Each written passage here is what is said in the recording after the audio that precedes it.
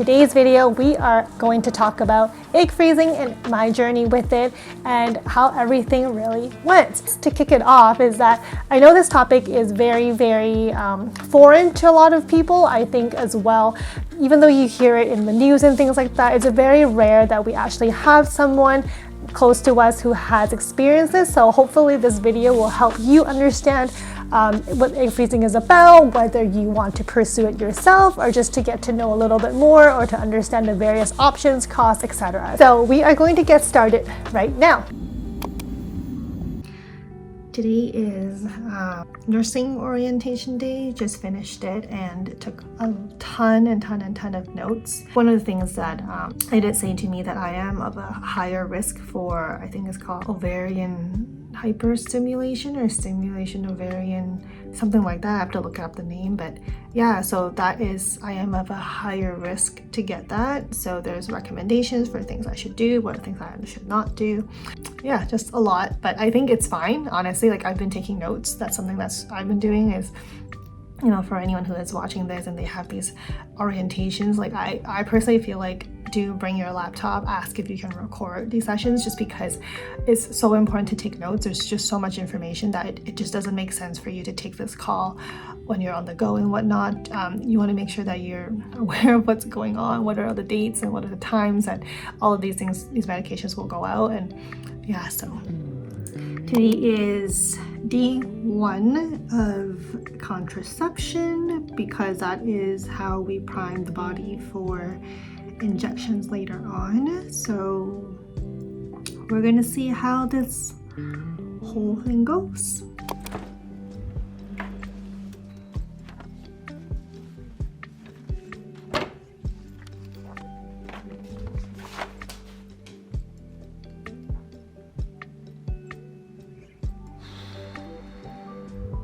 It is now day, I don't even know, what day is it? Day 7. Day 7 of injections, and I feel like I really got this down now. This is my last shot, hopefully. Fingers crossed, it's my last shot.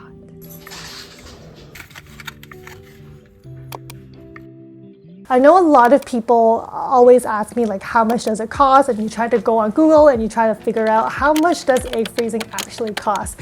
So to give everyone a bit of context, I do live in Canada, and egg freezing is not a procedure that is covered by healthcare. So all of this is usually done through private healthcare and not public healthcare. So these are generally not covered by your general insurance. And sometimes, depending on your employer, you may get coverage through your extended health through your employer instead. So essentially how the cost is broken down. There's actually the procedure itself is one cost, and then the medication is another cost. So for me in Canada, the cost itself for the procedure is around anywhere between, like, I've seen about 7,000 up to 9,000. So mine was in between there, plus the medication. So medication is really where the variable is, depending on how much dose you need. So for instance, the more dosage you need, the more cost it is, because there's more medication required, versus if you were on a lower dose, then you would need less. So for me, for instance, I actually had a smaller dose. I had way too many eggs in my reserve. So then if they did bump up the dosage, I would be in a high risk category. So then they wanted to keep me at a safer spot. So I had a lower dose compared to people who may have less eggs, and you would have a higher dose. So in terms of the medication itself, I was only prescribed exactly what I needed, and how they did that was basically every time I go into the clinic, they would take a look, do an ultrasound just to assess how many eggs are there, how are they growing, and then based off of that, they would then increase or decrease the dose every single time. So I'm never having to order more medication than I actually need. So at the end of it, I actually had 0 leftover medication, which is exactly what I wanted, because the medication itself is ridiculously expensive. So just to give you a ballpark idea in terms of the cost of the medication itself, for me, it was roughly around close to maybe 5,000 to 6,000. So the entire procedure itself plus the medication for me was sitting close to around 15,000 or so. So yes, this is the approximate price tag, but for some people it could go up to $20,000 depending on how much medication you need. And every single time I do an injection, it is 2 to 5 units for myself. So that's about $225 per injection for this one specific medication. And different medications have different costs. So I would say it ranges about maybe 50 cents up to $1 per unit. So you can kind of ballpark around there, but I would say if you are someone interested in pursuing this, the cost is roughly around $20,000 and below, but it really does vary, and there is really, unfortunately, no prescribed way of me telling you exactly how much you need. So the next thing I want to talk about is the medication itself. So people do ask me how many dosage, how many injections do you need? So the answer for me is that I actually did about 14 days worth of injections, so about 2 weeks and a little bit more.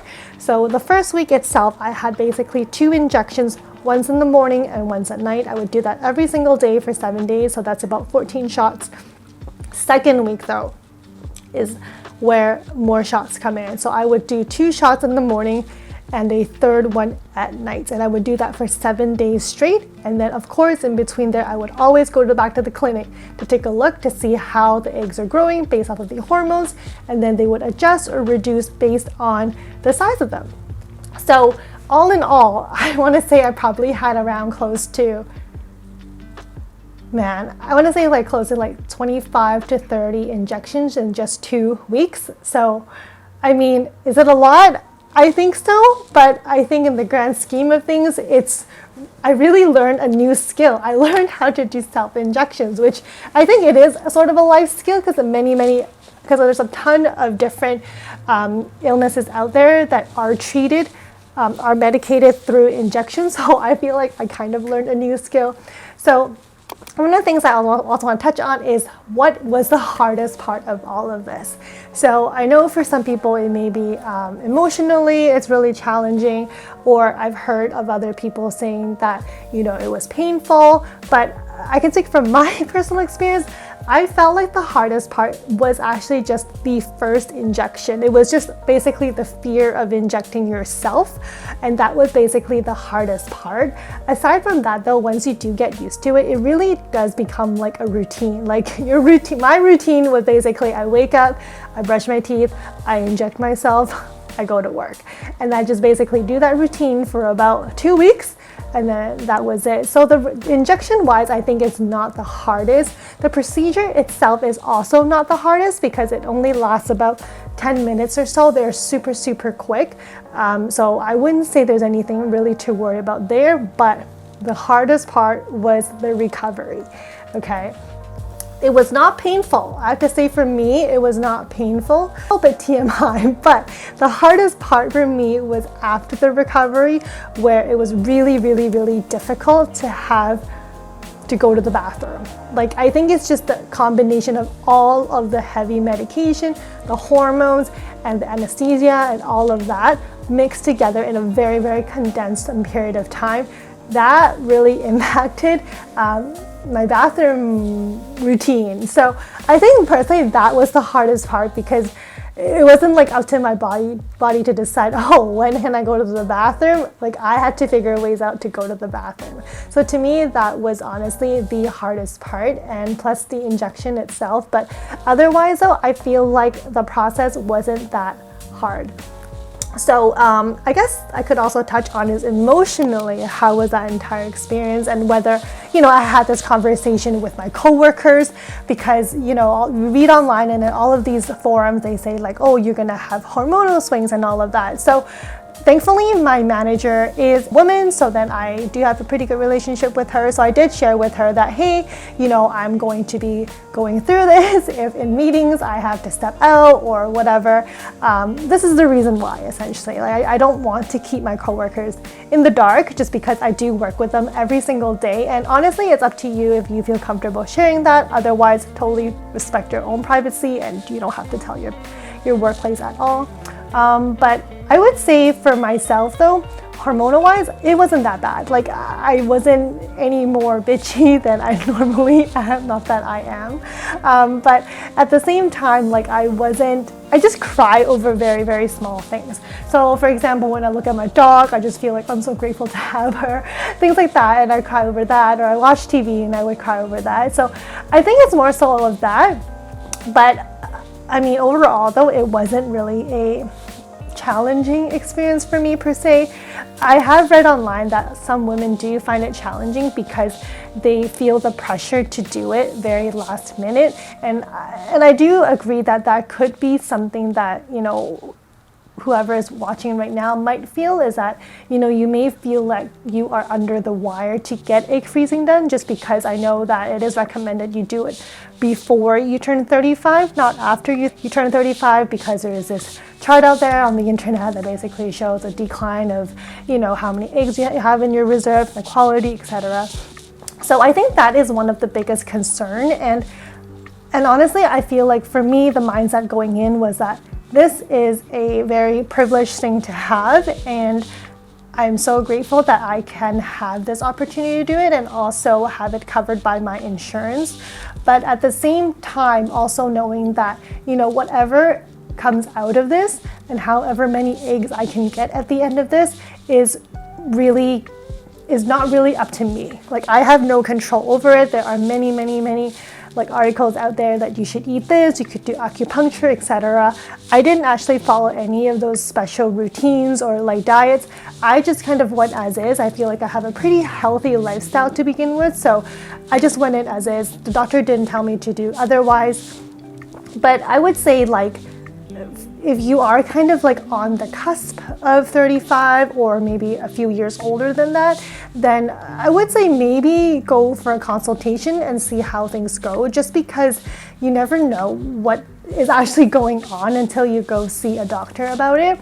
And I would say maybe try to see this process as not the solution, but more so as an option, just because I have seen articles out there where, you know, women are very disappointed because after spending $20,000, they only get about 3 eggs retrieved, and then they go through another cycle and another cycle and then another one, just to get enough frozen to have one live birth. But with that said though, again, everyone's financial situation is very different, and everyone's, you know, desire to have a child is very different, and health reasons as well. So there isn't really like one way to think about it.